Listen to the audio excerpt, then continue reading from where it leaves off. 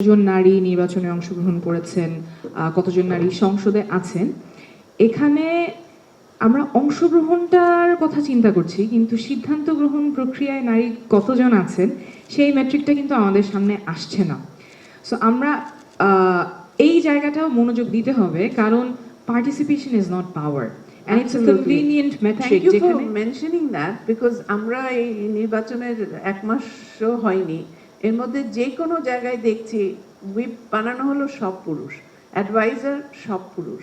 আগেও বিভিন্ন জায়গায় 18 মাসে কমিশন ম্যাক্সিমাম পুরুষ, এবং কিছু কিছু কমিশনে তো নারী ছিলই না। So your point is very well taken.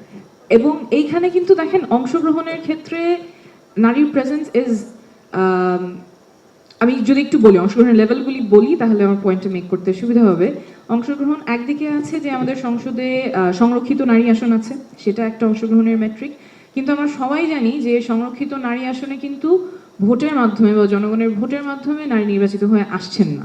তাহলে সংরক্ষিত আসনে আসছেন দলের প্রতিনিধি হয়ে, এবং তার এইখানে একটা মুখাপেক্ষিতা থাকে, দলের যে নেতা তাকে মনোনয়ন দিচ্ছেন তার প্রতি জনগণের প্রতি দায়বদ্ধতা এবং সিদ্ধান্ত নেওয়ার যে স্বাধীনতা, সেটা সেখানে খর্ব হয়ে যাচ্ছে, কারণ তিনি দলের প্রতি নির্ভরশীল থাকছেন সেই সংরক্ষিত নারী আসনে মনোনয়ন পাওয়ার ক্ষেত্রে। আরেকটাভাবে অংশগ্রহণ করছেন কিছু নারী, সরাসরি নির্বাচনে অংশগ্রহণ করছেন, কিন্তু সেখানে আমরা দেখছি যে দলগুলো যেই আসনগুলোতে প্রায় নিশ্চিতভাবে হেরে যাবেন সেই জায়গায় নারীদেরকে মনোনয়ন দিচ্ছেন, বা সিম্বলিকভাবে নারীদেরকে মনোনয়ন দিচ্ছেন। সত্যিকারে যে জিতে আসবেন সেরকম আমরা প্রপোর্শনটা কম দেখছি। বাট অংশগ্রহণ খুব বেশি দেখছি কোন জায়গায়? অংশগ্রহণ খুব বেশি দেখছি আমাদের যারা আরও নিচের লেভেলে যারা কাজ করেন, গ্রাসরুটসে কাজ করেন, কর্মীরা আছেন, সংগঠকরা আছেন, দাঁড়ে দাঁড়ে গিয়ে যখন ভোট চাইতে হবে সেখানে কিন্তু নারীর অংশগ্রহণ অনেক বেশি থাকে। বাট যখন মনোনয়ন দিতে হবে সেই এলাকার জনপ্রতিনিধি হিসেবে, তখন আবার সেই মেল নেটওয়ার্কসে ফিরে আসছে। তো অংশগ্রহণের এই জায়গাগুলো আছে, কিন্তু সিদ্ধান্ত গ্রহণের জায়গাগুলো কিন্তু আবার এটা না। সিদ্ধান্ত গ্রহণের জায়গা হচ্ছে আমাদের, যেহেতু পার্লামেন্টারি ডেমোক্রেসি, মনোনয়ন প্রক্রিয়ায় কে মনোনীত হচ্ছে, নির্বাচন করার ক্ষেত্রে কে নির্বাচন করতে পারছে, সেইটা একটা খুব গুরুত্বপূর্ণ জায়গা, এবং সেটা almost always controlled by man. নারীরা হয়তো লবি করতে পারেন যে আমি মনোনয়ন চাই, কিন্তু তারপরে সেই প্রসেসটা ইউজুয়ালি ডিকটেটেড হয় বাই ম্যান। আমাদের একটু আগে তাসলিম আপা বলছিলেন যে নীতি নির্ধারণী জায়গায় কত মানুষ আছে, আপনিও বললেন নীতি নির্ধারণী জায়গাটা মন্ত্রিসভা, সেই জায়গায় ইম্পর্টেন্ট পোর্টফোলিওতে আমরা কতখানি রিফ্লেকশন দেখতে পাই। আর আরেকটা জিনিস হচ্ছে, আমাদের রাজনৈতিক দলের ক্ষেত্রেও সিদ্ধান্ত গ্রহণ প্রক্রিয়াগুলো সাধারণত দেখা যায় পার্টির ব্যাকরুমে হয়, কোথায় জোট হবে, কোথায় ঐক্য হবে, কার কোন পদ পাবেন, সেই জায়গাগুলোতেও সিদ্ধান্ত গ্রহণ প্রক্রিয়া হয়। তো এই যে মনোনয়ন প্রক্রিয়া, দলের ভেতরে সিদ্ধান্ত গ্রহণ এবং রাষ্ট্রের যে নীতি নির্ধারণী পর্যায়ে, এই জায়গাগুলোতে নারীর উপস্থিতি কেমন, অ্যাকচুয়ালি সিদ্ধান্ত গ্রহণ প্রক্রিয়ায় নারীর সংখ্যাটা কেমন, সেই জায়গাটায় আমার মনে হয় we need to focus and we also need to find out যে ওইখানে সংখ্যাটা কেমন। অংশগ্রহণের সংখ্যাটা আমরা বলছি, কিন্তু সিদ্ধান্ত গ্রহণের প্রক্রিয়ায় সংখ্যাটা কেমন। আর যে প্রশ্নটা আপনি করছিলেন যে তৃণমূল থেকে আমাদের, আমি যদি একটু ব্যাখ্যা করি, উইমেন ইন পলিটিক্স নিয়ে যখন কাজ করা শুরু করে 91 থেকে, তখন কিন্তু আমাদের ফোকাসটা ছিল স্থানীয় সরকার, এবং স্থানীয় সরকারের নারী নেতৃত্ব কিভাবে তুলে আনা যায়, বিকশিত হয়। আছে তো, নেতৃত্ব নাই এটা তো না।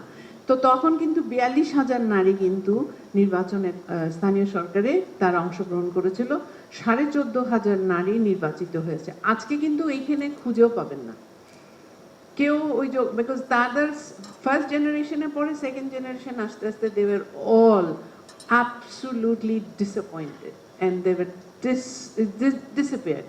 তো সেই জন্য তৃণমূলে আবার কাজ করতে। অ্যাবসলিউটলি। এবং এইখানে আমার মনে হয় কাঠামোটা কেন ইম্পর্টেন্ট, মানে এমনিতে তো অবশ্যই পলিটিক্সের আসার ক্ষেত্রে আমার একটা ক্রস কাটিং, পলিটিক্সে আসবে কিনা সেটা একটা ক্রস কাটিং ইস্যু, কারণ আমার যখন ইনইকুয়ালিটি থাকছে, পভার্টি থাকছে, লো লেভেল অফ লিটারেসি থাকছে, সেইখানে আমার পলিটিক্সের রিপ্রেজেন্টেশন, অংশগ্রহণ, সিদ্ধান্ত গ্রহণ প্রক্রিয়ায় অন্তর্ভুক্ত হওয়া সবখানেই আমরা একটা ডিসপ্যারিটি দেখতে পাবো। তো আমার মনে হয় কাঠামোগত যে পরিবর্তনটা প্রয়োজন, সেটা হচ্ছে, এটাও এই আলোচনায় কয়েকবার এসেছে, যে নিয়মগুলো বা যে বিধিগুলো আছে সেটা যাতে সবার ক্ষেত্রে সমানভাবে প্রয়োগ হয়। আমার বিচার ব্যবস্থা যদি স্বাধীন হয়, আমার নির্বাচন কমিশন যদি স্বাধীন নিরপেক্ষভাবে কাজ করতে পারে, লেভেল প্লেইং ফিল্ড যদি এনশোর না হয়, এখন যে বর্তমান ব্যবস্থা আছে, বর্তমান ব্যবস্থায় যে নিয়ম ফলো করবে তার জন্যই বরং এটা পানিশমেন্ট, যে নিয়ম ফলো করবে না তার জন্য reward. So following the rules is almost punitive for a candidate. তো যেখানে কেউ নিয়ম ফলো না করে ক্যাম্পেইন ফাইন্যান্সের বাইরে যারা খরচ করছেন, সেটা ভোটারের কাছে অ্যাক্সেসও পাচ্ছেন, আবার সেই নিয়ম ভাঙার জন্য তার কোনো কনসিকুয়েন্স ফেস করতে হচ্ছে না, কোনো ধরনের কোনো আইনি পদক্ষেপ বা বাধা তার ফেস করতে হচ্ছে না, তাহলে সেখানে আসলে লেভেল প্লেইং ফিল্ডটা থাকছে না। এবং স্পেশালি ক্যাম্পেইন ফাইন্যান্স যদি নারী অ্যাক্সেস করতেও পারে, ক্যাম্পেইন ফাইন্যান্সের মধ্যে তো তার প্রতিদ্বন্দ্বী প্রার্থী থাকছে না। এই যে শোডাউন বলেন, পোস্টার বলেন, রঙিন বিলবোর্ড, যেগুলো এই রঙিন বিলবোর্ড এবং কাগজের পোস্টার এই নির্বাচনে করা মানা ছিল, কিন্তু আমরা তো সারা দেশে দেখেছি সেটার বিপক্ষে তো কোনো পদক্ষেপ আসে নাই। এবং এই যে নির্ধারিত যে ফাইন্যান্স প্রতি ভোটারের 10 টাকা করে, এর বেশি যাওয়া যাবে না, সেটা তো প্রায় ক্ষেত্রেই আমরা দেখেছি সেটা মেইনটেইন হয়নি, কিন্তু তার ফলে তো তাদের কোনো কনসিকুয়েন্স ভোগ করতে হয় না। সো যখন আইন থাকে কিন্তু প্রয়োগ থাকে না, বিধি থাকে কিন্তু প্রয়োগ থাকে না, তখন যারা নন অপশনস বা যারা ইটস ইউজুয়ালি নট, আমরা চিন্তা করি না যে তারা প্রার্থী হবেন, তখন তাদের ক্ষেত্রে এটা পিউনিটিভ হয়ে যায়। সো আমার মনে হয় যে কাঠামোগত যে পরিবর্তনটা প্রয়োজন, সেটা হচ্ছে আমাদের যে ব্যবস্থাটা আছে সেই ব্যবস্থাটা ইকুয়াল অ্যাপ্লিকেশন প্রয়োজন, সবার জন্য যাতে একটা লেভেল প্লেইং ফিল্ড থাকে, তখন আমরা নারীদের অংশগ্রহণ এবং সিদ্ধান্ত গ্রহণ প্রক্রিয়াও যাতে তারা থাকেন, সেটার আমরা সেই জায়গায় আমরা উন্নতি দেখব। এবং শুধু নারী না, আরও যারা আন্ডার রিপ্রেজেন্টেড কমিউনিটিজ আছেন, যখন লেভেল প্লেইং ফিল্ডটা আমরা এনশিওর করতে পারবো, তখন আমরা এই রিপ্রেজেন্টেশনটা বাড়তে দেখবো। আরেকটা জিনিস এই সুযোগে বলেই ফেলি, আমার মনে হয় এইটা খুব গুরুত্ব সহকারে নেওয়া উচিত, আমাদের যে technology facilitated gender base violence. এখন শুধুমাত্র যেই নারী নেতৃত্বকে টার্গেট করে অনলাইন হ্যারাসমেন্ট করা হচ্ছে, কোঅর্ডিনেটেড অ্যাটাক করা হচ্ছে, ভিকটিম কিন্তু শুধুমাত্র তারা না, কারণ এটা একটা পাবলিক স্ফিয়ারে করা হয়। এটার টার্মটা হচ্ছে অ্যান্টিসিপেটরি সাইলেন্সিং। শুধুমাত্র ইমিডিয়েট যাদেরকে টার্গেট করা হচ্ছে তারা না, সব ইয়াং ওয়েমেন এবং সব নারী কিন্তু সেটা দেখছে যে নারী নেতৃত্বকে কিভাবে হ্যারাস করা হচ্ছে, কিভাবে টার্গেট করা হচ্ছে। তখন যে মেয়েটা রাজনীতিতে আসতে চায়, যে মেয়েটা পাবলিক লাইফে আসতে চায়, সে তখন পিছপা হয়ে যায়। And that আমরা দেখলাম যারা আন্দোলনে ছিল তারাও পিছিয়ে গেছে এর কারণে। সো এই জায়গাটা কিন্তু আমাদের খুবই খুবই সতর্কতার সাথে এবং খুব intentionally we must counteract, and there must be state facilitated mechanisms, যে একজন মানুষ যখন ভিকটিম হবে তার ক্ষেত্রে সাপোর্ট মেকানিজম কি হবে, এবং যারা করছে তাদের অ্যাকাউন্টেবিলিটি আমরা কিভাবে নিশ্চিত করব। যারা আমার কাছে মাঝে মাঝে মনে হয় that we are assuming that our state has that power, because this is so this is global. এবং আমরা তাহলে কি গ্লোবাল একটা ক্যাম্পেইন, গ্লোবাল জায়গা থেকে we need to work on this, আর স্টেট লেভেলে যেমন ফেসবুক থেকে স্টেট অথরিটিসকে বলে আমরা তো বলেছি এটা নামিয়ে দিতে, এটা নামে নেই, বাট আমি একটা পোস্ট লিখলে সেটা কিন্তু নামিয়ে দেয় ফেসবুক।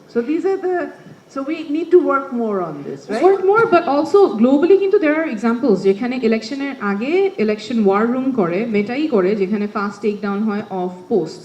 তো সেটা কিন্তু আমাদের ক্ষেত্রে আমরা আনতে পারি নাই।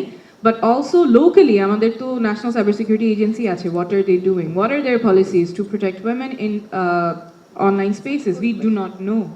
So there is a lot to do at the local level, এবং ইংলিশ ল্যাঙ্গুয়েজে কিন্তু অনেক ধরনের ফিল্টার্স দিয়ে একটা লেভেল অফ প্রোটেকশন আছে, নন ইংলিশ ল্যাঙ্গুয়েজে নাই।